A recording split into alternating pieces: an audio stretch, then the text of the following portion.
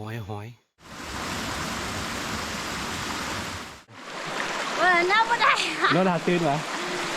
โอ้ยเต็มกินแล้วมั้งหรอเออ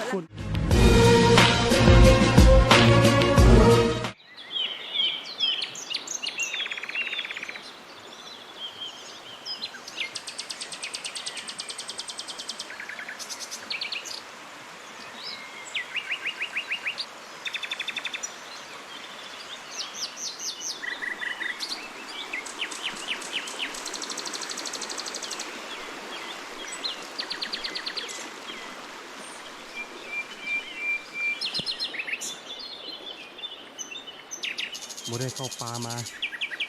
เป็นเวลา2 เดือนเต็มๆทุกคน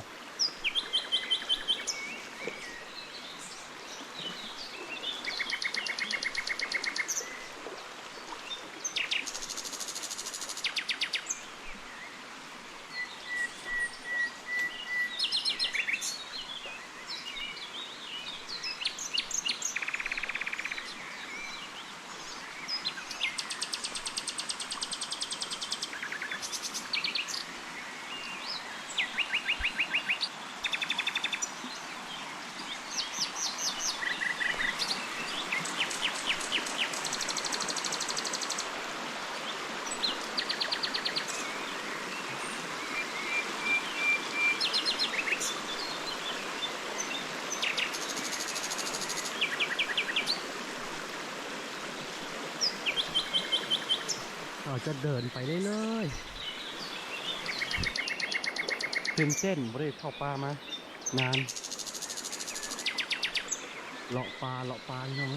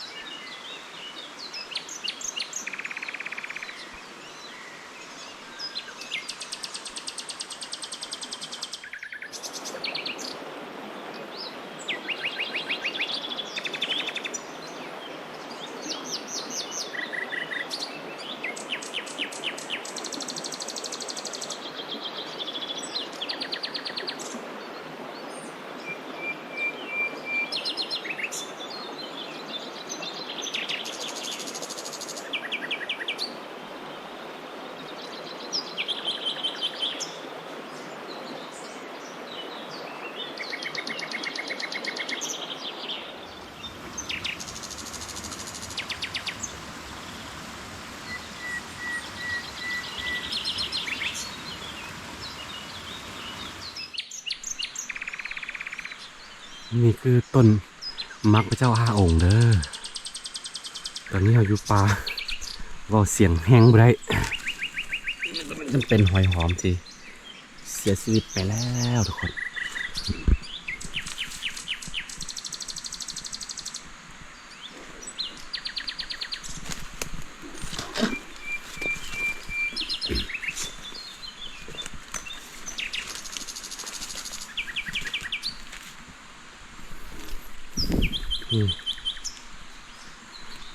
มักพระเจ้า5 องค์ตัวนี้เนาะ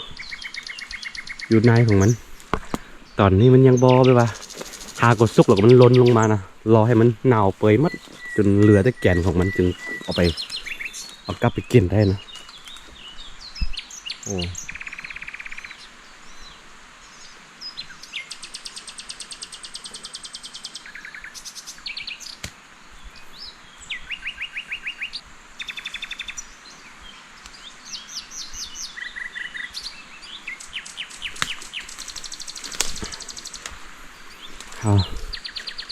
ไทยเห็นบรรยากาศอยู่ป่าตอนเช้าๆประมาณนี้โมเดลวอลมีอย่างหลายคลิปนี่ให้เบิ่งความสวยสดงดงามของธรรมชาติเอา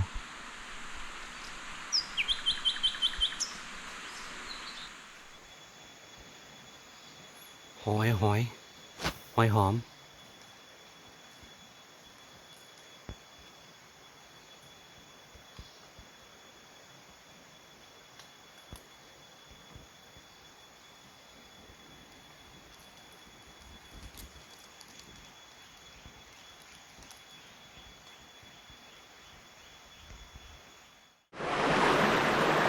โอ้สะอ่อนนอพี่น้องเอ้ยนอกำลังออกเป็นบ่นอหวาน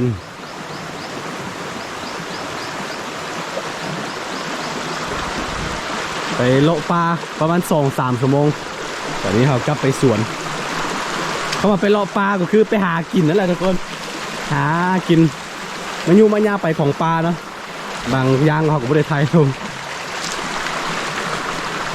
เดี๋ยวในระหว่างทางเขาซีแวะเอาอันต้นไม่ใช่ก็ต้นเตาไม่อย่างต้นเฟิร์นไม่อย่างไปปลูกประดับอยู่สวนอีก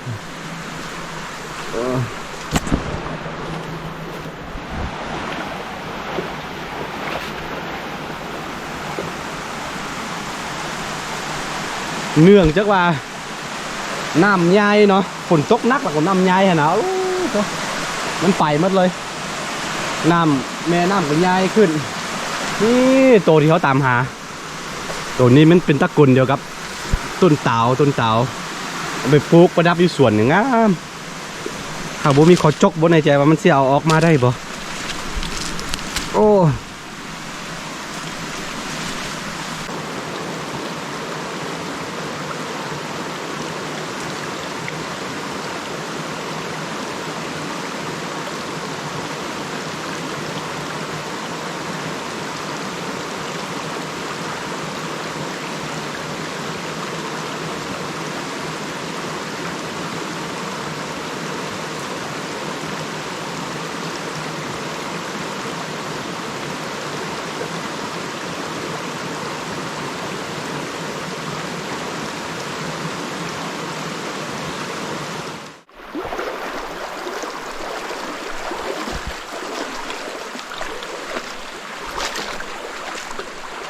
ตอนนี้ออกมาสวนของเขาแล้วเด้อคือตอนแรกเขาว่าสิเอาต้นเฟิร์นยศต้นเตามันยังไปปลูกอยู่สวนเสียทีเขาไม่ได้เอาอันเขาจกแล้วว่าบ่เอามีดไม่ได้เอาผ้ามานะดึงมาได้เดี๋ยวเขากลับมาเอาทีหลัง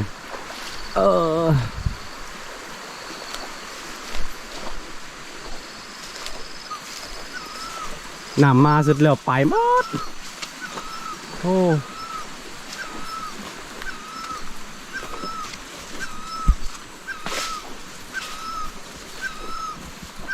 อยู่ภูอยู่ปลาอยู่ไห่อยู่สวนประมาณนี้พี่น้องเอ้ย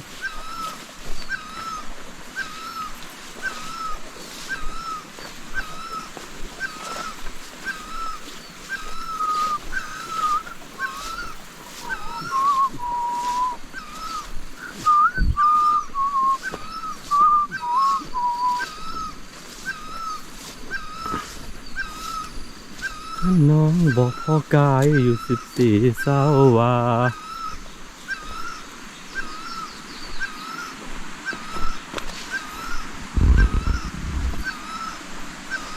มักเก็ด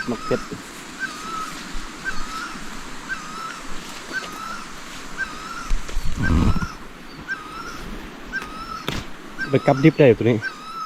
ไปกับลาบกับมันโอ้แซ่บเด้อมักเก็ดดิบกับมะเขือ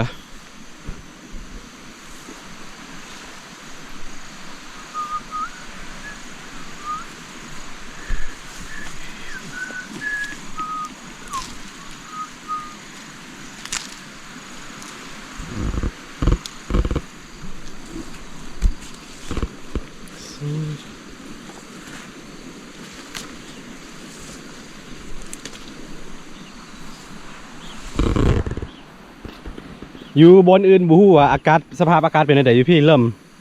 สิเข้าหน้าหนาวเลยเด้อเริ่มแล้วตอนเช้าๆรู้สึกว่าเย็นมีหมอกหลาย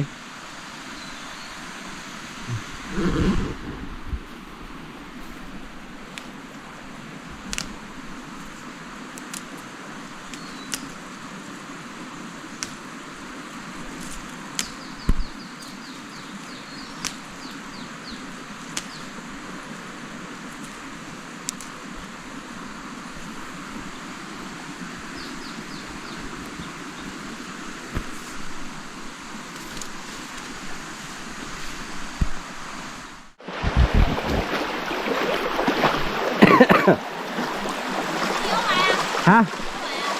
เอาไงกันเลย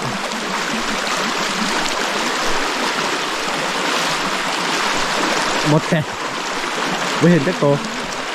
เป็นยังไง น้าไม่ได้ น้องดาตื่นเหรอ โอ้ยเต็มกินแล้วหมดแล้วลำน้ำไหม ฝนตกแห้งแล้วก็ไปหมดเราสักครู่เนาะ นั่นนะแม่ แป๊บนึงกัน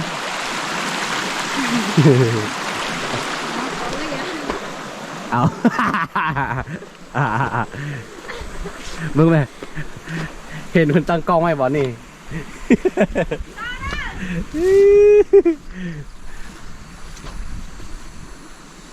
เออเดี๋ยวหน้าหนาวเขาก็สิเดกลางเต้นนอนนี่พี่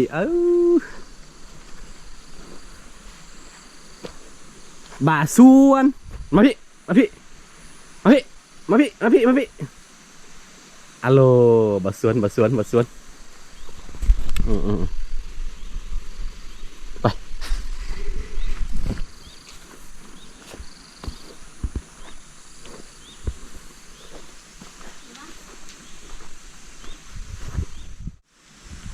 มาไว้มาไว้มาไว้มาไว้ไอ้ส่วนมาโอ้ย โอ้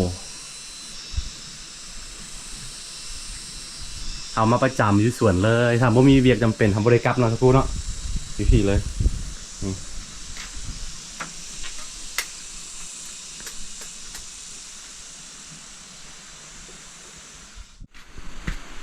นี่กล้วยของเขาใกล้สุกแล้วป้าให้บุญรอดกิน แล้วก็กินข้าวกัน มีเห็ดขั่วใส่ไข่ตามเจียว อันนี้สักครู่เห็ดยังมุก มุกไข่ มุกไข่ไข่ดาว แล้วก็ทบักรอดกำลังกินบักรอดบักส่วนกำลังกินข้าวอยู่ไอ้ส่วนเขาชื่อว่าจ่าย